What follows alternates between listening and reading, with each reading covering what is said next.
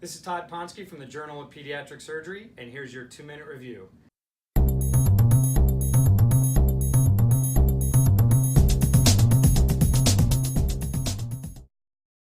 Today we have a special treat. We actually have a medical student doing our 2-minute review. This is Maria Libertin, who is a first-year medical student at Neomed here in Northeast Ohio.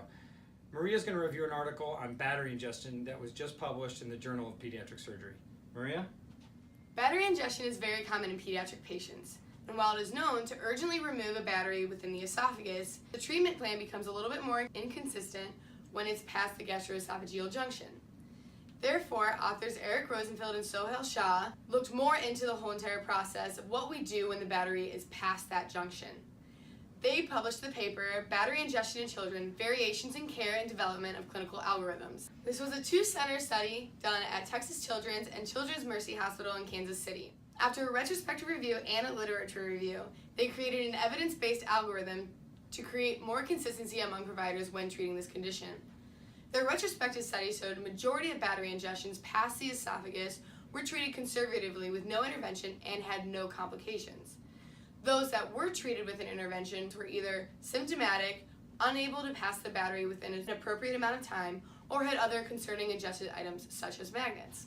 The retrospective study also showed 2 patients needing intervention when the battery was past the esophagus, but these were patients that had ingested button batteries with a perforated Meckel's diverticulum and a gastric perforation. Their evidence-based algorithm simply states that if the patient is symptomatic, you need to urgently remove the battery.